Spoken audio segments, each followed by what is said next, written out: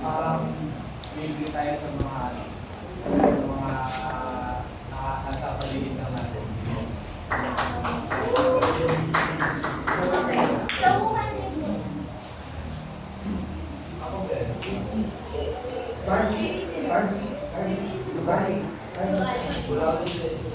Purchasing of goods and services from local sources. Buying products or hiring services from businesses, suppliers, or individuals within your own community, city, or country instead of from foreign or distant sources. Okay, so purchasing of goods and services from local sources, it is simply buying a product or hiring services within or near your city, country, and community instead of buying sa mga distant sources or foreign countries. For example, let's say you're from the Philippines, so dapat you should buy products or hire services from the Philippines instead of buying from other countries like Korea, lalo na tayo mga Gen Z or let's say Filipino na mas gusto natin yung mga produkto sa ibang bansa.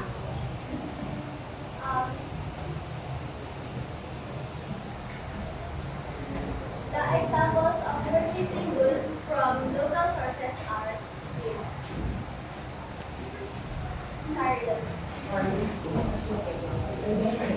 Lahat.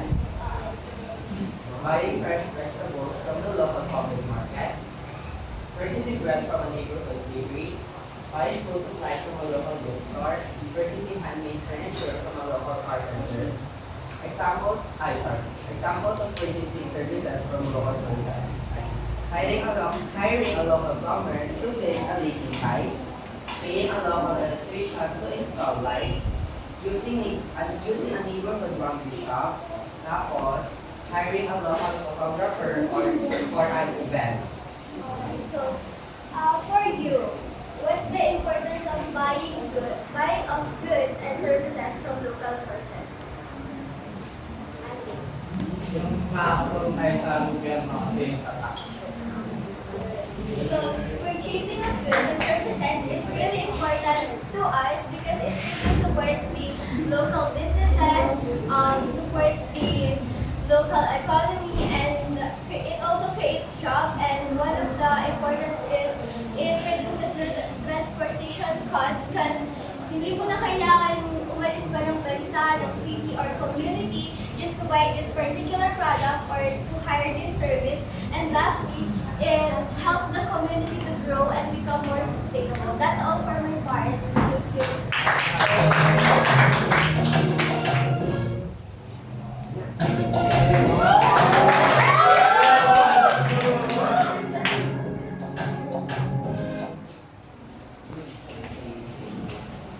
So now let's move on to the benefits of purchasing local goods. So the first one is it stops the value of colonial mentality, especially among young children.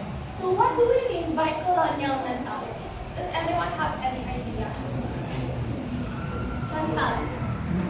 As ginagaling yung products from other countries rather than from local shops.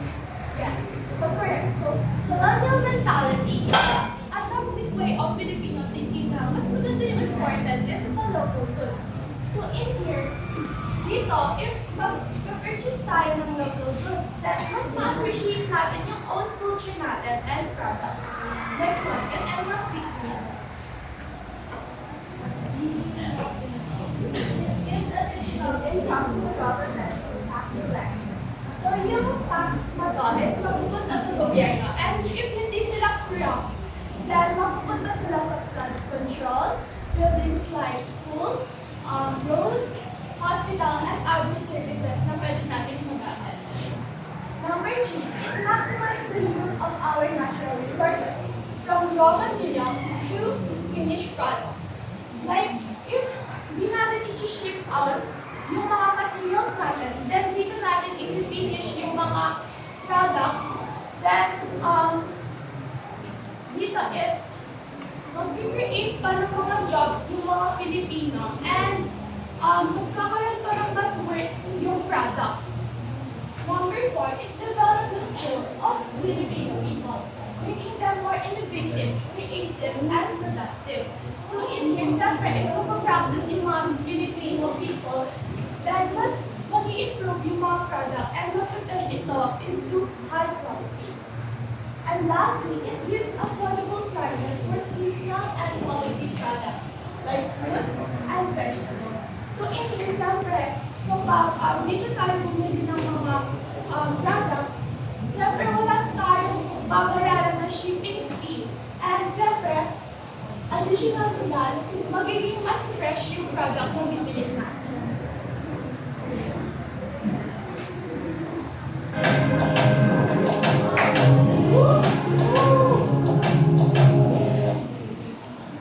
Pwede pakibasa?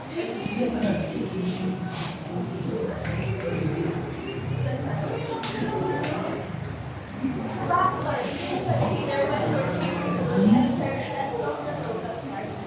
Whether you sell products or you sell services as part of your business, skillful, careful, and wise purchasing is an important part of your business. It can determine whether or not you will make a profit. There are some important points to consider when purchasing goods and services. Okay, then, sinasabi lang naman dito na importante ang magiging maingat kapag bumibili ng produkto, lalo na kapag hindi mo kilala ang masyado yung nagbebenta. Ito naman yung mga kailangan natin tandaan kapag bumibili tayo. Pwede magbasa? Sophie.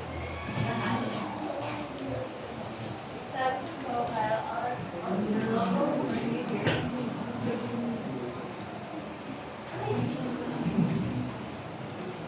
Research on the daily average consumption of the customers.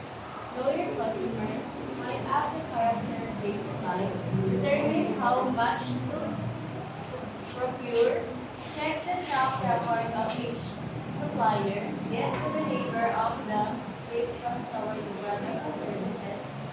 Ensure the sustainability of the item. Okay, sabi lang dito na kailangan mo imbestigahan yung history or background ng supplier mo bago ka bumili. Para sigurado mo safe or legal yung binibenta ng produkto. Okay, para sa isang question, sino makakasagot nito? Bakit mahalaga na sinecheck mo yung background ng supplier mo para sa 500?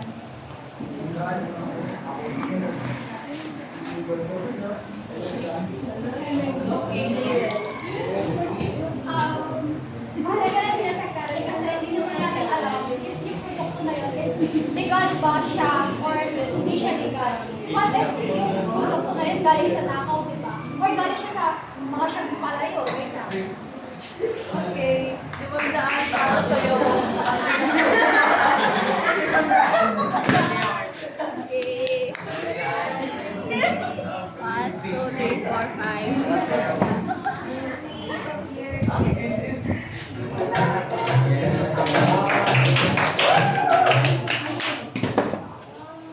Now I will discuss the difference of the available goods and services of our community and the available goods and services of the other community. The left part is community A, which is our community, and the right part is community B, which is the other community. First, who can read the community A?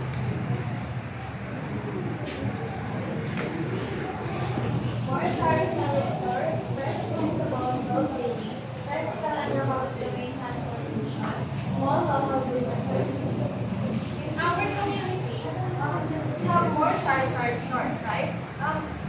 Here in Bulacan, every street, laging may sorry store, and hindi na mawawala yan since yung mga people dito sa Bulacan, parang mas prefer nilang bumili na lang sa labas or sa mga sari-sari stores instead na nagkakaroon ng stock sa bahay. Next one is fresh vegetables sold daily. Here we have public market, yung palengke po dyan sa Bulacan. Tapos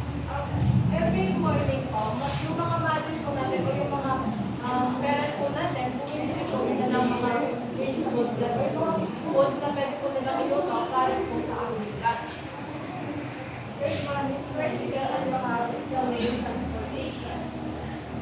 Sa wala kakunti lang po yung mga options natin dito since yung road lang po is sobrang liit and yung magiging parang 40 po, yung mga nagpipit lang po nila dito tricycle and local. And yun po yung parang mas preferred din po ng mga tao dito. And fourth one is small local businesses. Yung mga business po talaga natin dito is small lang po since yung space po natin na pwede pong mag-rent ay small lang din po. At yung example po ng mga small local businesses is yung mga kita po natin sa oval, yung mga stalls po na nakikita po natin makakatapos pauwi po natin or kapag pupunta na po tayo sa oval like every night. Now, let's go to the other community. This is the people and the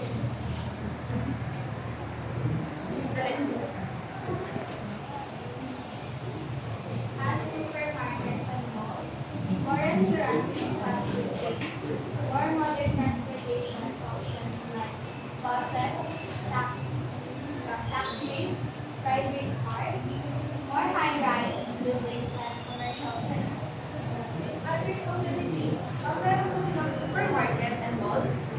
Since yung community po nila is more urban, mas malaki po yung community nila. So, may supermarket and mall po nila since yung mga tao po doon or yung mga customers po doon ay mayayaman. And parang mas preferred po nila na magkaroon ng stock sa bahay instead po sa bumili po sa mga sari-sari stores. Next one is more restaurants and fast food chains. Meron din po public market po sa mga community na urban, pero mas prefer po ng mga tao na kumain na lang po sa mga restaurants and fast food chains. Third one is more modern transportation. Yung mga options po nila is mga buses, taxis, and private cars. Since malaki nga po yung nila, yung community nila, of course, malaki din po yung mga roads nila. So, marami po silang options sa pwedeng pagpilinan because yung mga bus o taxi and yung mga yung own private cars po nila. Last is, more high-rise buildings and commercial centers. Sa community po kasi, mas develop po sila at saka mas urbanize po sila kasi compared po sa community. Yung mga high-rise buildings po lang nakikita natin din sa atin sa community nila, ito po yung mga condominium, hotels, or yung iba po is mga offices po. Yung mga commercial centers naman po, ito po yung dito po nag-ooperate yung mga big businesses po.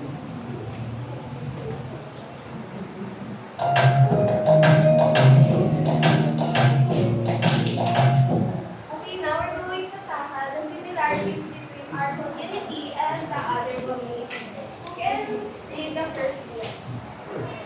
Iran. Similarities. Both have grocery stores. Okay. Yes. Ano ba yung mga alam yung grocery stores na meron tayo sa community natin at sa ibang community? Ano? Lawson. Bakar. Majel.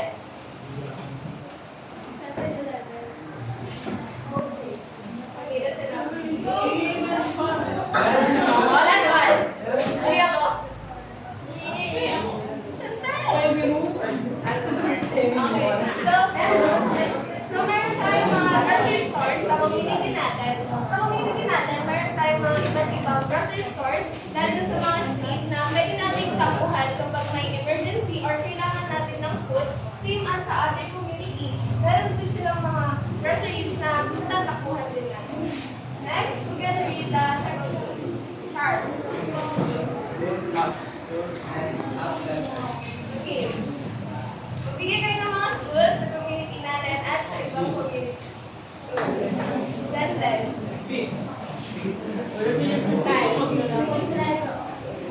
April.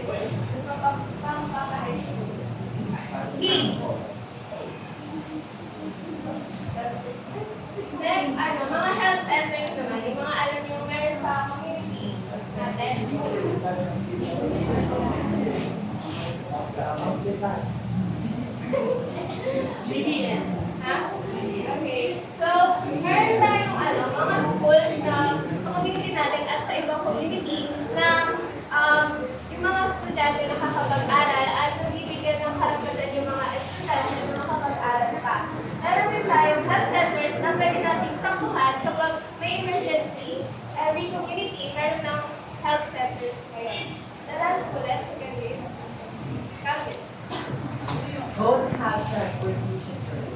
Okay, ano yung mga transportation yan?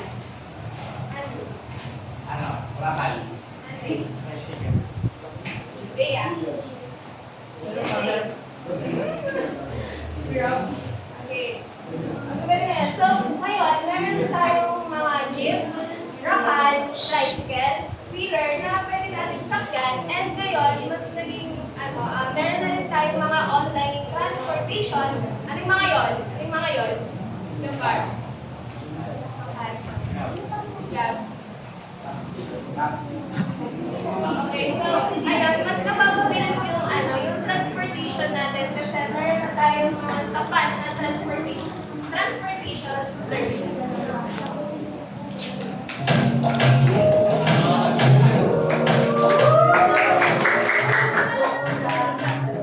Okay, now, let's move to the summary of this Venn diagram. Hey guys, before anything else, can you read?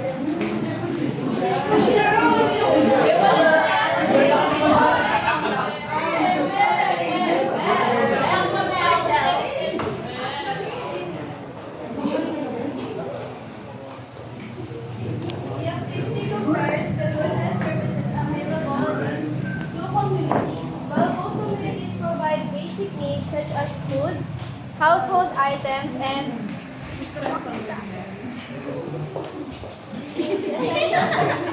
they differ in the variety and availability of products. Smaller communities usually offer local and affordable goods, while larger towns have more stores, brands, and shopping options. Okay, good. Yes. So, yung the diagram ngayon is nag-compare siya dun sa dalawang community, which is yung nag-compare siya dun sa dalawang community, which is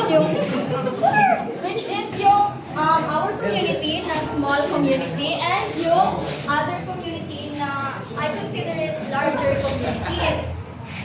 So, same daw sila ng they both provide basic needs or basic needs such as food, essential items, household items, pero they differ or magkaiba naman daw sila in terms of the availability of the product. Yung smaller communities is yung ino-offer lang nila is affordable products, kaya ng lahat. Yeah. Kaya ng lahat ng taong bilhin yun. While yung sa larger communities, yun na nai-involve yung mga larger towns, yung mga malls, SM, yes. Yes, nagpo-provide naman sila ng mga hindi affordable na products. Like, mahal sila. Kunwari, mga branded. At saka yung mga imported na gamit. Yes, thank you. So ayan, yung topic daw natin ngayon ay makakatulong ito sa pagbili natin ng product na sa tamang oras, sa tamang quantity, at sa tamang presyo.